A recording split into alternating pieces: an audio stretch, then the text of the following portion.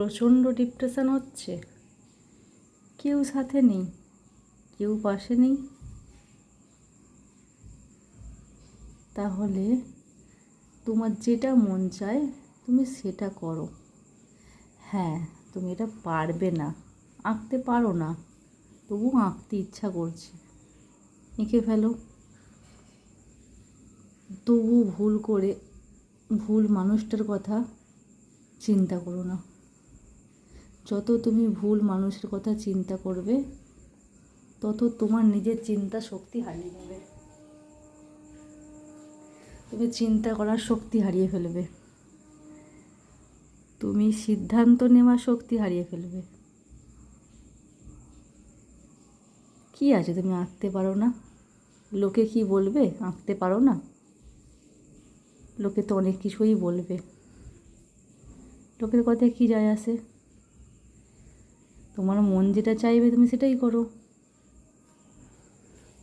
দেখো, প্রচণ্ড ডিপ্রেশন, প্রচণ্ড একাকিত্ব, আশেপাশে কেউ নেই, খুবই কষ্ট। তো সেই সময় বসে না থেকে যতই তুমি ফাঁকা বসে থাকবে না, তোমার মস্তিষ্কে তত নানা রকম খারাপ চিন্তাই আসবে, ভালো চিন্তা আসবে না। তাই বসে না থেকে খারাপ চিন্তা না করে কিছু না কিছু কাজ নিয়ে ব্যস্ত হয়ে পড়ো। ঘর মন খারাপ, তোমার প্রিয় পছন্দের বইটা হাতে তুলে নাও, পড়ে ফেলো, পড়তে শুরু করো মন দিয়ে। আর যখনই পড়বে একটু জোরে জোরে পড়ার চেষ্টা করবে, দেখবে মাথার মধ্যে আর কোনো খারাপ চিন্তাভাবনা আসবেই না।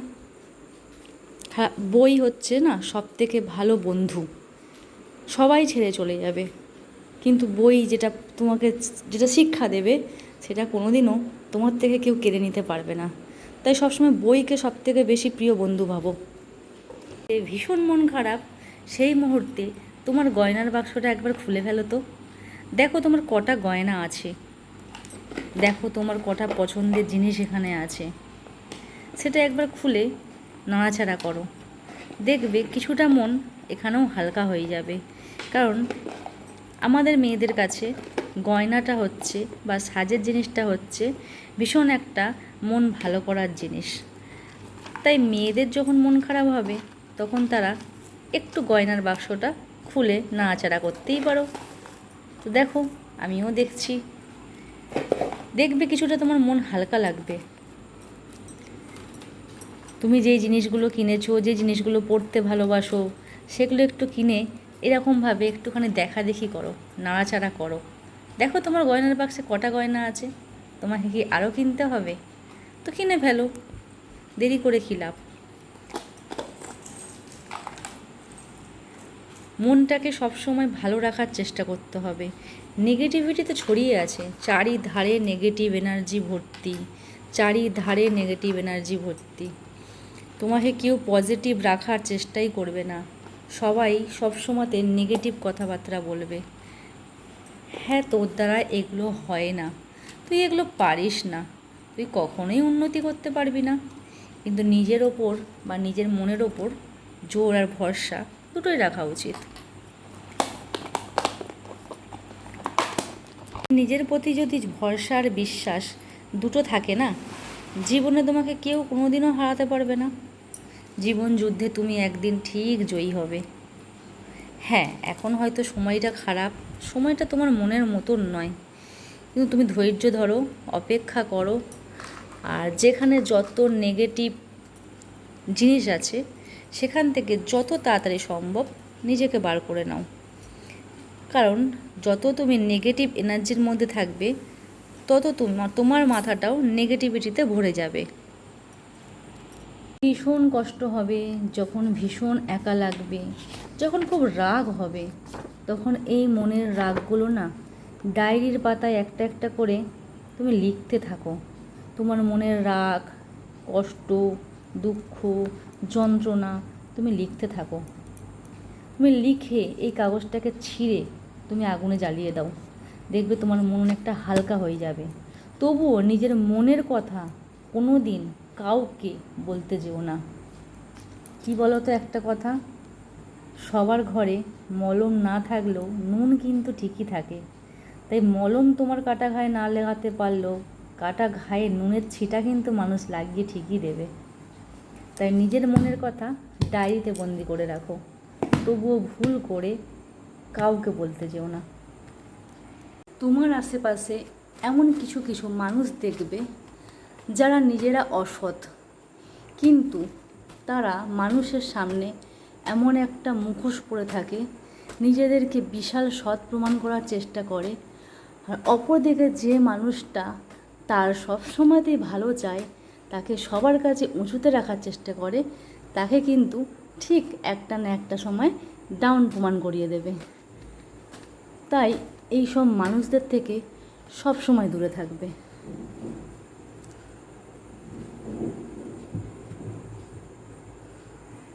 দেখেছো, অপরের চিন্তা করতে করতে নিজে কতদিন নিজের শরীরের যত্ন করনি, নিজের মুখের যত্ন করনি, ত্বকের যত্ন করনি, অন্যের জন্য চোখের জল ফেলে গেছো, কিন্তু নিজের চোখের কোণে যে কালি পড়ে যাচ্ছে সেটা কি কোনোদিনও লক্ষ্য করেছো? অন্যের চোখের জল মোছাতে তুমি ব্যস্ত হয়ে পড়েছো। নিজের চোখের জল কি কেউ মুছিয়ে দেয় এসে? তাহলে যখন খুব মন খারাপ করবে, কষ্ট পাবে, বা আমি বলছি না মন খারাপ করবেই বা কেন, মন খারাপ যখন করবে বা না করবে, সব সময় নিজেকে নিট অ্যান্ড ক্লিন রাখার চেষ্টা করবে। আর নিজের যত্ন সবসময় নিজেকেই নিতে হবে। কেউ এসে তোমার যত্ন নিয়ে নেবে না, না তোমার মনের যত্ন কেউ নেবে, না তোমার শরীরের যত্ন কেউ নেবে, কেউ না। নিজের যত্নটা নিজেকে নিতে হবে। তাই জন্যে মন খারাপ থাকুক আর যাই থাকুক, নিজের যত্ন নিজে করো। চলো, অন্যের কথা ভাবতে ভাবতে সারা জীবন নিজের কথা ভাবা ছেড়ে দিও না। নিজের জন্য কিছুটা সময় বাঁচিয়ে রেখো।